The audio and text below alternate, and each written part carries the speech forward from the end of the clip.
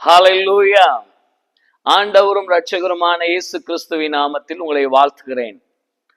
இந்த தேவாலயத்திலே நடந்த பேதுருவும் யோவானையும் கொண்டு தேவன் செய்த அற்புதத்தை பற்றி முதலாம் பாகத்திலே நீங்கள் கேட்டிருப்பீர்கள்.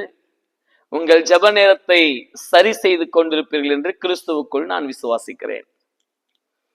இரண்டாம் பாகத்திலே நான் அதே வசனத்தோடு உங்களோடு பேச விரும்புகிறேன். எல்லாரும் எடுத்துக்கொள்வோம். அப்போஸ்தலர் 3ஆம் அதிகாரம் 1வது வசனம்.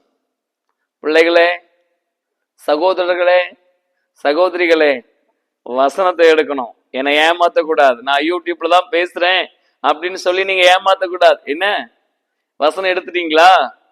கர்த்தர் பார்த்துட்டு இருக்காங்கல்ல, எடுங்க. ஜெப வேலையாகிய 9ஆம் மணி நேரத்திலே பேதுருவும் யோவானும் தேவாலயத்துக்கு போனார்கள். நல்லா புரிஞ்சுக்குங்க, சரியான ஜெப நேரம் இருக்க வேண்டும் என்று நான் முதலாம் பாகத்தில பேசினேன். இரண்டாவது பாகத்திலே பேதுருவும் யோவானும் 2 பேரும் ஒன்று சேர்ந்தார்கள்.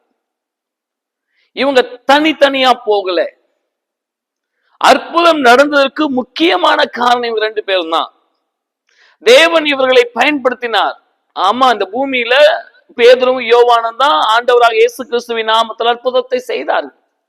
இங்க அவங்க பேர் ரொம்ப தெளிவா சொல்லியிருக்கு பாருங்க, பேதுருவும் யோவானும். ஏன் இவங்க 2 பேரும் போகணும்?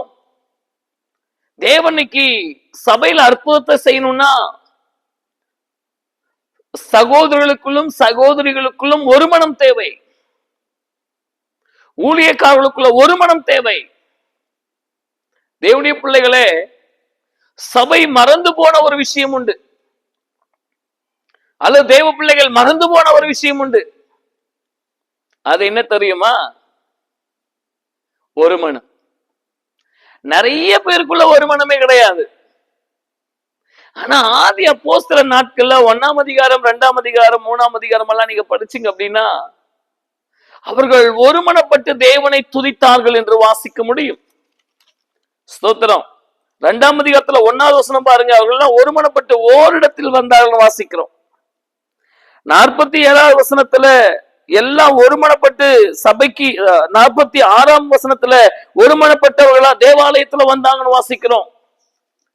பாருங்க, ஒரு மனம் இருந்தால் மாத்திரமே தேவனுடைய நன்மையான ஆசீர்வாதங்களை இந்த பூமிக்கு நாம் வெளிப்படுத்த முடியும், கொடுக்க முடியும். நீங்க சபையில இருக்கீங்களா?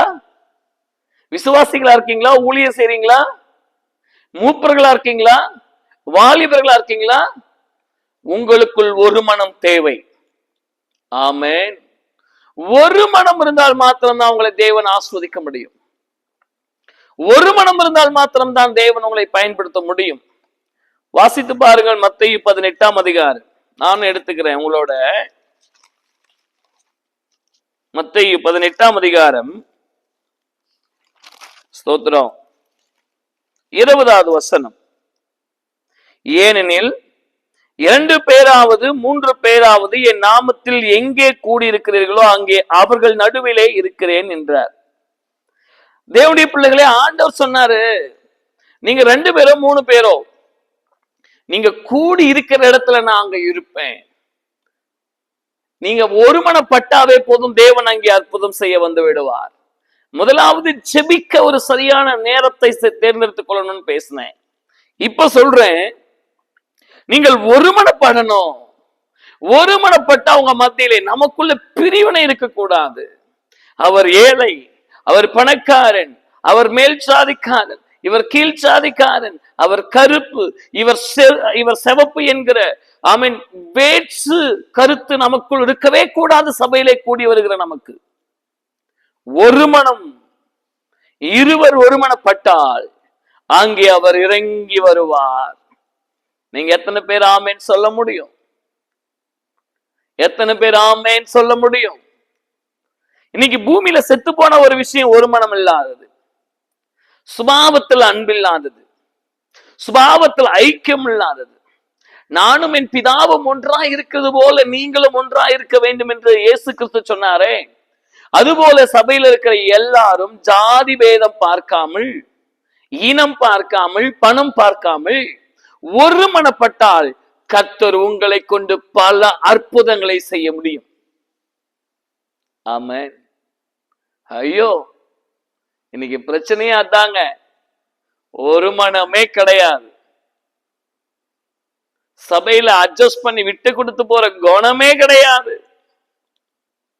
ஒரு மனப்படுங்க. வாசிங்க பிரசங்கியின் புஸ்தகம் எல்லாம் எடுத்துருங்களேன். ஆமென். பிரசங்கில ஆமென் 4ஆம் அதிகாரத்துல பாருங்க 9வது வசனம். ஒண்டியாயிருப்பதை பார்க்கில் ஒண்டியாயிருப்பதிலும் இருவர் கூடியிருப்பது நலம்.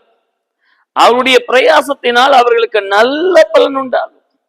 நீ தனியா இருக்காதீங்க, தனிமையில இருக்காதீங்க. ஸ்தோத்திரம். 2 பேரா கூடி நில்லுங்க, நல்ல பலனை பார்ப்பீர்கள். ஜபத்திலே பல அற்புதங்களையும் அதிசயங்களையும் பார்ப்பீர்கள். சபையிலே உங்களை கொண்டு தேவன் பயன்படுத்த முடியும். எப்போ? இருவர் கூடி இருக்கும் போது.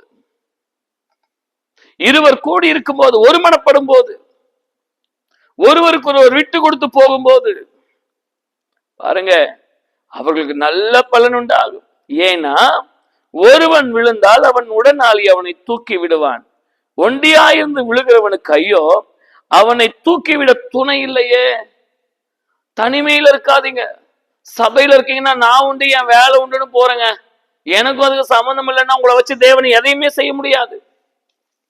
சபையோடும் சபை ஜனங்களோடும் ஐக்கியப்பட வேண்டும். ஊழியக்காரரோடு ஐக்கியப்பட வேண்டும். ஏன்னுக்கு அற்புதம் சபையில நடக்கல தெரியுமா? உங்களாலதான். நீங்க தான் காரணம். சபையில ஐக்கியப்படுறதே கிடையாது, விட்டு கொடுக்கறதே கிடையாது. ஜாதி பிரச்சனை, பண பிரச்சனை, கௌரவ பிரச்சனை, ஏழை பணக்காரன்ற பிரச்சனை, என்ன மதிக்கல, என் மனைவியை மதிக்கல, என் புருஷனை மதிக்கலன்ற பிரச்சனை.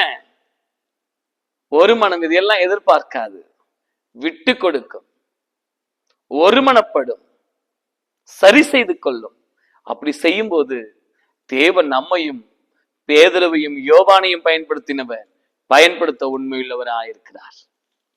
அல்லேலூயா. 2 பேராய் படுத்துக் கொண்டிருந்தால் அவர்களுக்கு நல்ல சூடு உண்டாகும். 2 பேர் கூடி ஜெபிக்கும் போது நீங்கள் அபிஷேகத்திலே நிறையப்பட்டவர்களாக மாறுவீர்கள் என்று கர்த்தர் சொல்லுகிறார். ஆமென். இன்னைக்கு பிரச்சனையே என்ன தெரியுமா? ஐக்கியம் கிடையாது. அபிஷேகத்துல ஒருமனப்பட்டு 2 கையை கோர்த்து கொண்டு, ஆண்டவரே எங்கள் சபையை ஆசீர்வதியும், எங்கள் சபையில் எழுப்புதல் தீ பரவட்டும், எங்கள் ஊழியத்தில் எழுப்புதல் தீ பரவட்டும் என்று ஜெபிக்கிற உணர்வு கிடையாது. ஐக்கியப்படுங்க. ஜெப ஆலயத்திற்கு நீங்க வரும்போது உங்களை வைத்து தேவன் அற்புதம் செய்ய வேண்டுமா? அதிசயத்தை நடப்பிக்க வேண்டுமா? நன்மைகளை செய்ய வேண்டுமா? ஐக்கியமா ஆலயத்துக்கு வாங்க, ஒருமனப்பட்ட ஆலயத்துக்கு வாங்க. கர்த்தருக்கு ஸ்தோத்திரம். அல்லேலூயா. நீங்க ஒருமனப்பட்டா எப்படிப்பட்ட சப்பானியை வேண்டுமானாலும் எழுப்பி விடலாம். ஒருவன் 1000 பேரையும், இருவர் 10,000 பேரையும் துரத்துவாங்க இல்லையா? நீங்க ஒருமனப்பட்டா உங்களை வைத்து தேவன் பல அதிசயங்களை செய்ய முடியும். சபையே, சபை மக்களே, சபை ஊழியர்களே, வாலிபர்களே, பிள்ளைகளே, ஒரு மனமா இருங்க. சபையில ஐக்கியப்படுங்க. மீண்டும் சொல்றேன், ஜாதி, பணம், உயர்வு, தாழ்வு, பாகுபாடு இதெல்லாம் சபையில் இருக்கவே கூடாது. இதெல்லாம் இருந்தா தேவன் அற்புதம் செய்ய மாட்டார். மரியாதை கொடுக்கல, எனக்கு அப்படி, நான் இப்படி, என் மனைவி இப்படி, என் புருஷன் இப்படி, மரியாதை இல்லை. இல்ல, சபைக்கு வரும்போது கீழ்ப்படிந்து ஒரு மனமா வாங்க. உங்களை கொண்டு தேவன் பலத்த அற்புதங்களை செய்ய முடியும். அல்லேலூயா. சொல்லுங்க, நான் பாகுபாடற்றவன், தேவ பிள்ளையாய் வாழ்வேன், ஐக்கியப்படுவேன். நான் என் சபையில் எல்லாரோடும் ஒருமனப்பட்டு தேவனுடைய ராஜ்யத்தை கட்டுவேன். ஆமென்.